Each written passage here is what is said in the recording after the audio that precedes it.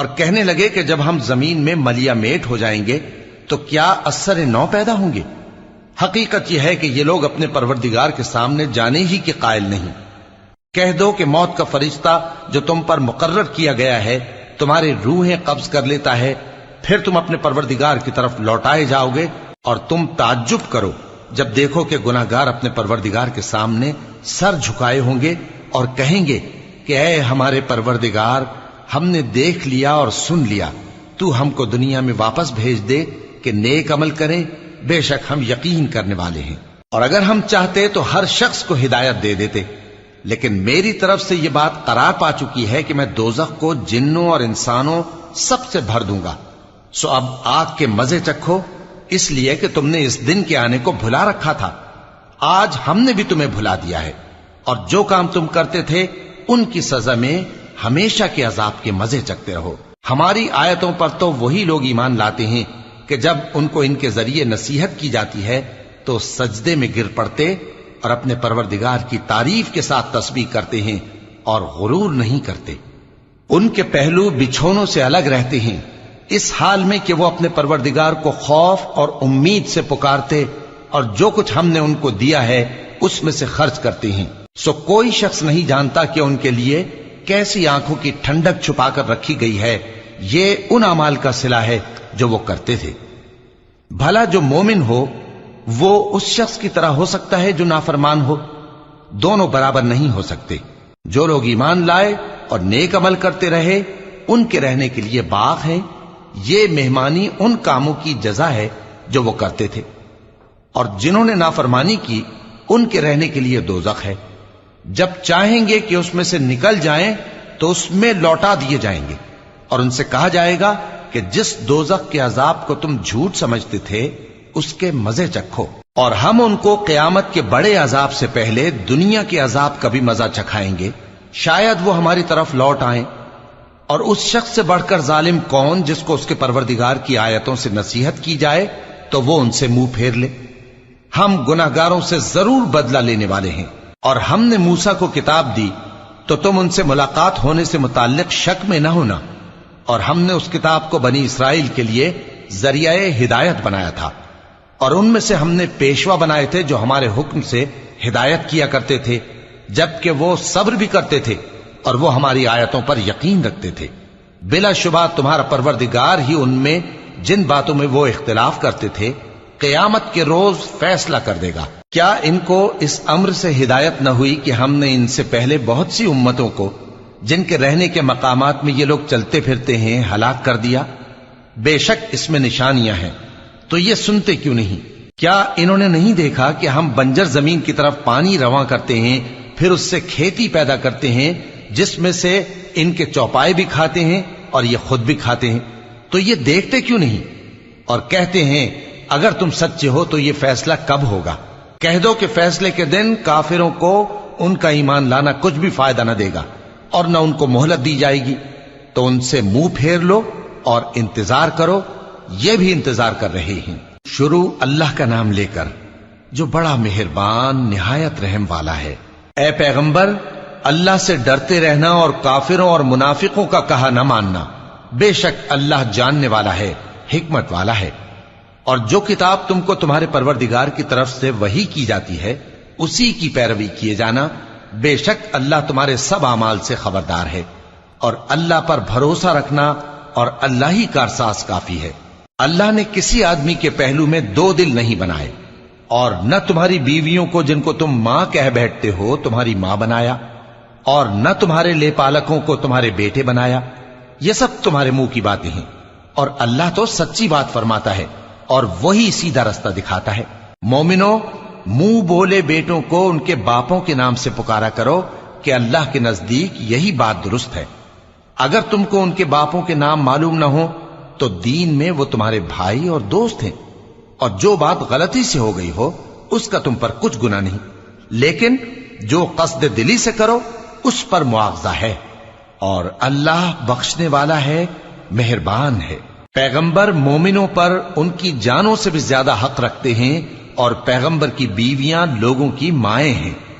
اور رشتہ دار آپس میں کتاب اللہ کی روح سے مسلمانوں اور مہاجروں کے مقابلے میں ایک دوسرے کے ترکے کے زیادہ حقدار ہیں، مگر یہ کہ تم اپنے دوستوں کے ساتھ احسان کرنا چاہو۔ یہ حکم کتاب یعنی قرآن میں لکھ دیا گیا ہے۔ اور جب ہم نے پیغمبروں سے ان کا عہد لیا، اور تم سے اور نوح سے اور ابراہیم سے اور موسیٰ سے اور مریم کے بیٹے عیسیٰ سے، اور ہم نے عہد بھی ان سے پکا لیا تاکہ سچ کہنے والوں سے ان کی سچائی کے بارے میں اللہ دریافت کرے، اور اس نے کافروں کے لیے دکھ دینے والا عذاب تیار کر رکھا ہے۔ مومنو، اللہ کی اس مہربانی کو یاد کرو جو اس نے تم پر اس وقت کی جب فوجیں تم پر حملہ کرنے کو آئیں تو ہم نے ان پر آندھی چھوڑ دی اور ایسے لشکر نازل کیے جن کو تم دیکھ نہیں سکتے تھے، اور جو کام تم کرتے ہو اللہ ان کو دیکھ رہا ہے۔ جب وہ لوگ تمہارے اوپر اور نیچے کی طرف سے تم پر چڑھ آئے، اور جب تمہاری آنکھیں پھر گئیں اور دل مارے دہشت کے گلوں تک پہنچ گئے، اور تم اللہ کی نسبت طرح طرح کے گمان کرنے لگے، اس موقع پر مومن آزمائے گئے اور سختی سے ہلا ہلا دیے گئے۔ اور جب منافق اور وہ لوگ جن کے دلوں میں بیماری تھی کہنے لگے کہ اللہ اور اس کے رسول نے تو ہم سے محض دھوکے کا وعدہ کیا تھا، اور جب ان میں سے ایک جماعت کہتی تھی کہ اے اہل یثرب، یہاں تمہارے ٹھہرنے کا مقام نہیں تو لوٹ چلو، اور ایک گروہ ان میں سے پیغمبر سے اجازت مانگنے اور کہنے لگا کہ ہمارے گھر کھلے پڑے ہیں، حالانکہ وہ کھلے نہیں تھے، وہ تو صرف بھاگنا چاہتے تھے۔ اور اگر فوجیں اطراف مدینہ سے ان پر آ داخل ہوں، پھر ان سے خانہ جنگی کے لیے کہا جائے تو فوراً کرنے لگیں، اور اس کے لیے بہت کم توقف کریں، حالانکہ پہلے اللہ سے اقرار کر چکے تھے کہ پیٹ نہیں پھیریں گے، اور اللہ سے جو اقرار کیا جاتا ہے اس کی ضرور پرسش ہوگی۔ کہہ دو کہ اگر تم مرنے یا مارے جانے سے بھاگتے ہو تو بھاگنا تم کو فائدہ نہیں دے گا، اور اس صورت میں تم بہت ہی کم فائدہ اٹھاؤ گے۔ کہہ دو کہ اگر اللہ تمہارے ساتھ برائی کا ارادہ کرے تو کون تم کو اس سے بچا سکتا ہے، یا اگر تم پر مہربانی کرنا چاہے تو کون اس کو ہٹا سکتا ہے؟ اور یہ لوگ اللہ کے سوا کسی کو نہ اپنا دوست پائیں گے اور نہ مددگار۔ اللہ تم میں سے ان لوگوں کو بھی جانتا ہے جو لوگوں کو منع کرتے ہیں اور اپنے بھائیوں سے کہتے ہیں کہ ہمارے پاس چلے آؤ، اور وہ لڑائی میں نہیں آتے مگر کم، یہ اس لیے کہ تم سے بخل کرتے ہیں۔ پھر جب ڈر کا وقت آئے تو تم ان کو دیکھو کہ تمہاری طرف دیکھ رہے ہیں، اور ان کی آنکھیں اسی طرح پھر رہی ہیں جیسے کسی کو موت سے غشی آ رہی ہو۔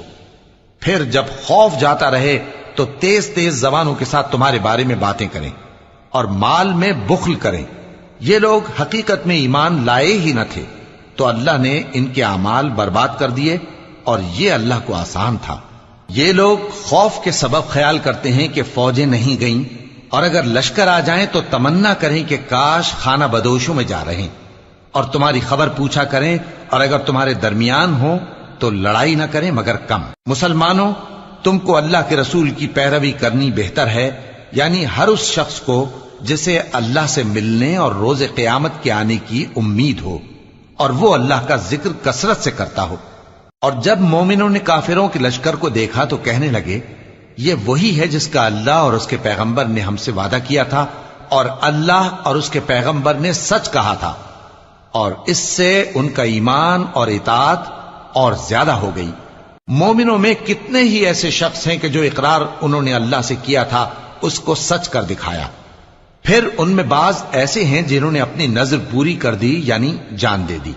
اور بعض ایسے ہیں کہ انتظار کر رہے ہیں، اور انہوں نے اپنے قول کو ذرا بھی نہیں بدلا،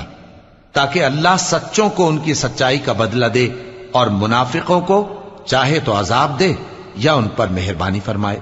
بے شک اللہ بخشنے والا ہے، مہربان ہے۔ اور جو کافر تھے ان کو اللہ نے پھیر دیا، وہ اپنے غصے میں بھرے ہوئے تھے، کچھ بھلائی حاصل نہ کر سکے،